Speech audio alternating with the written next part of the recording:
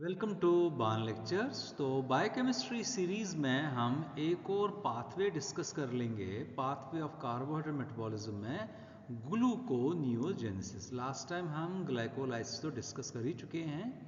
अब next pathway होगी gluconeogenesis.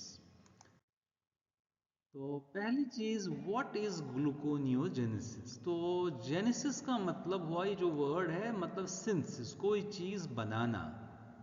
तो क्या चीज इसमें बनती है? Synthesis of new glucose. New का मतलब होता है न्यू। तो gluco means glucose, synthesis of new glucose. लेकिन कहां से? फ्रॉम नॉन कार्बोहाइड्रेट सोर्सेज, यानी कि उन सब्सटेंसेस से जो कार्बोहाइड्रेट्स नहीं है। हो गई पहली बात। दूसरी चीज, ग्लूकोनियोजेनेसिस किन कंडीशंस में अपने को हो जाती है?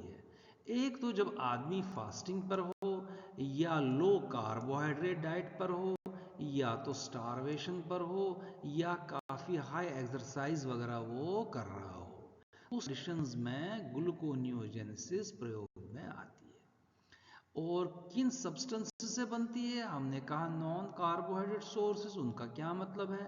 नॉन कार्बोहाइड्रेट में एक लैक्टेट हो सकता है, पायरुवेट होगा, एमिनो एसिड्स हो गए, या प्रोपियोनाइल कोएंजाइम हो गया। और जो एमिनो एसिड्स जिनसे ग्लूकोनियोजेनेसिस हो सकती है, उनको हम कहते हैं ग्लूकोजेनिक एमिनो एसिड्स। और ये तीसरी चीज़ है इसकी लोकेशन, यानी कि ग्लूकोनियोजेनेसिस की साइट्स कहाँ ये हो जाती है सेल्स में। एक तो लिवर के अंदर ये ज़्यादातर होती है, किडनीज में, इंटेस्टीन में, मसल्स में, ब्रेन के अंदर, और सेल पार्ट जो है साइटोप्लाज्म और माइटोकॉन्ड्रिया वहाँ होती है।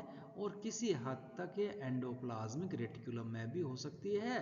और बनता क्या है? Glucose, new glucose.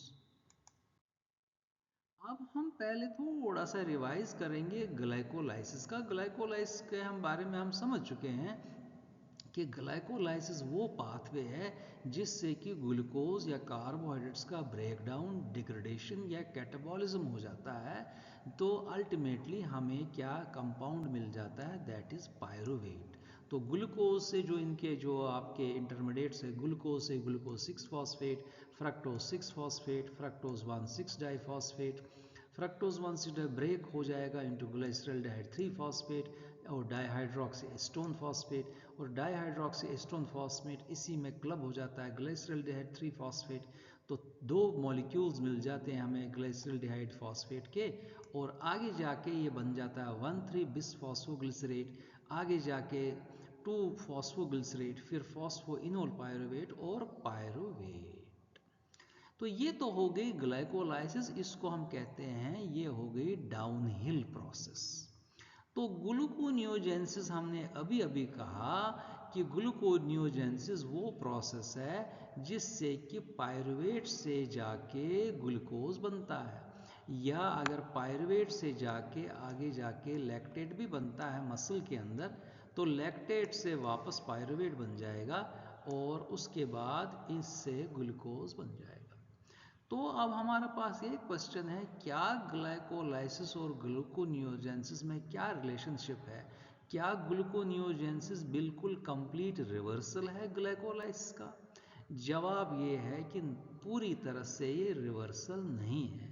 क्योंकि हमें भूलना नहीं चाहिए, ये जो पहली रिएक्शन है ग्लूकोज से लेके ग्लूकोज 6 फॉस्फेट, ये इरिवर्सिबल रिएक्शन है। उसके बाद फ्रक्टोज 6 फॉस्फेट से लेके फ्रक्टोज 1 6 डाइफॉस्फेट, ये भी इरिवर्सिबल रिएक्शन है। और फॉस्फोइनोल पायरुवेट से पायरुवेट, ये भी इरिवर्सिबल रिएक्शन है।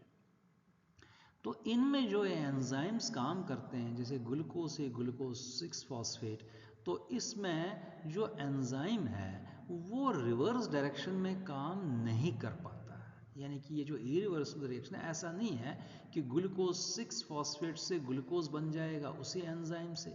ऐसा नहीं है कि फ्रक्टोज 1 6 फॉस्फेट रिवर्स हो जाएगा उसी एंजाइम से और फ्रक्टोज 6 फॉस्फेट बनेगा। ऐसा नहीं है कि पायरुवेट से वापस उसी एंजाइम से फॉस्फोइनोल पायरुवेट बनेगा। तो इन 3 जगहों पर ये रिएक्शन अटक जाती है और ये डिफरेंट हो जाती है। अब इसमें क्या होगा, पायरुवेट जो है ये इस एंजाइम की हेल्प से, पायरुवेट कार्बोक्सिलेट की एंजाइम, कार्बोक्सिलेज एंजाइम की हेल्प से बनाएगा ऑक्जेलो एस्टेट। ये चीज़ आएगी, ये रिएक्शन होगी इनटू माइटोकॉन्ड्रिया और माइटोकॉन्ड्रिया से निकलेगा ऑक्जेलो एस्टेट, आगे ये डिफ्यूज होगा इनटू साइटोप्लाज्म और साइटोप्लाज्म में ये एंजाइम एक्ट करेगा फॉस्फोइनोल पायरुवेट कार्बोक्सिकाइनेज और हमें बनेगा फॉस्फोइनोल पायरुवेट साइटोप्लाज्म के अंदर।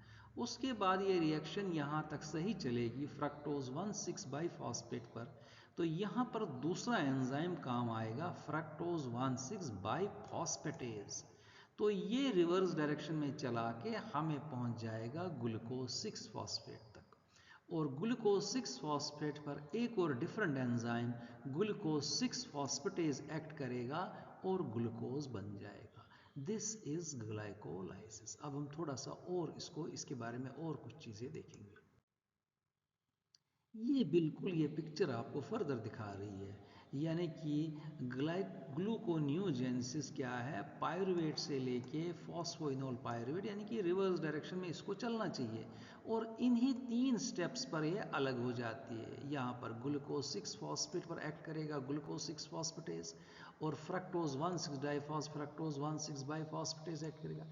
ये जो पायरुवेट है, पायरुवेट जो है इस एंजाइम की मदद से क्या बन जाएगा, ऑक्जेलो एसीटेट, पायरुवेट कार्बोक्सिलेज। ये पायरुवेट कार्बोक्सिलेज एंजाइम है, पायरुवेट की कार्बोक्सिलेशन हो जाएगी, अपने को मिलेगा ऑक्जेलो एसीटेट, मगर ये कार्यक्रम हो जाएगा इन माइटोकॉन्ड्रिया।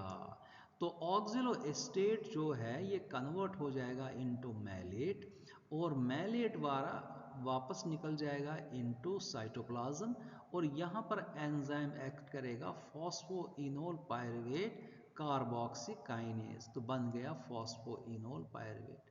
तो उसके बाद ये रिएक्शन आगे बढ़ती है। फर्दर हम देख सकते हैं इसी रिएक्शन को थोड़ा और डिटेल में। तो पायरुवेट को मिल जाता है बाइकार्बोनेट और एटीपी और अपने को मिल जाता है ऑक्जेलो एस्टेट। एंजाइम अभी हम बता चुके हैं पायरुवेट कार्बोक्सिलेज, इसमें कोफैक्टर लगता है बायोटिन। बायोटिन का काम होता है टू एक्टिवेट बाइकार्बोनेट। कैसे? क्योंकि एटीपी की हाइड्रोलाइज हो जाती है और कार्बन डाइऑक्साइड रिलीज हो जाता है। उसके बाद दूसरा एंजाइम जो माइटोकॉन्ड्रिया में एक्ट करता है मैलेट डिहाइड्रोजनेज। मैलेट डिहाइड्रोजनेज में लग जाता है NADH। NADH माइटोकॉन्ड्रिया में ज़रूरत पड़ती है और ये काफ़ी हाई मात्रा में होता है माइटोकॉन्ड्रिया में। साइटोप्लाज्म में NADH की लेवल कम हो जाती है, तो ऑक्जेलो एस्टेट जो यहाँ पर बना इस पर एक्ट करेगा NADH और H, निकल जाएगा मैलेट। तो there is no oxaloacetate transporter in mitochondria, ठीक है। तो मैलेट सेल के बाहर आ गया। तो उसके बाद साइटोप्लाज्म में ही एक और एंजाइम है मैलेट डिहाइड्रोजनेज, मगर ये साइटोप्लाज्म में प्रेजेंट होता है, तो इसको कहते हैं साइटोप्लाज्मिक मैलेट डिहाइड्रोजनेज। ये वापस बना देगा ऑक्जेलो एस्टेट। तो ऑक्जेलो एस्टेट बन के यहाँ पर एक्ट करेगा एंजाइम फॉस्फोइनोल पायरुवेट कार्बोक्सिकाइनेज साइटोप्लाज्म में। तो यहाँ पर हाई एनर्जी फॉस्फेट लगता है GTP, गोनोसिन ट्राइफॉस्फेट, अपने को मिल गया फॉस्फोइनोल पायरुवेट और GDP कार्बन डाइऑक्साइड।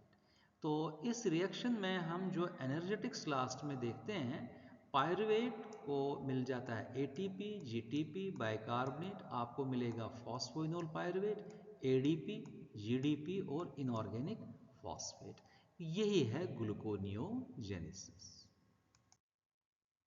उसके बाद थोड़ी सी बायोमेडिकल इंपॉर्टेंस भी देखें, क्योंकि ग्लूकोनियोजेनेसिस का मेजर कंट्रीब्यूशन रहता है to maintain blood glucose level after overnight fast. अगर कोई रात को 1-2 दिन की कोई फास्ट कर लेता है तो ग्लाइकोजन जो हमारा स्टोरेज होता है वो स्टोर्स खाली हो जाते हैं।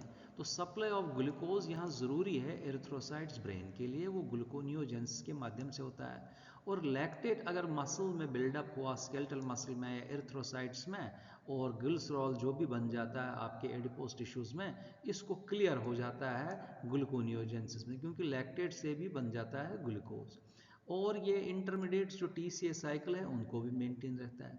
और जो क्रिटिकली इल पेशेंट्स हैं, इंजरी वाले, इन्फेक्शन वाले, उनमें भी ग्लूकोनियोजेंसिस एक्सेसिव हो जाता है।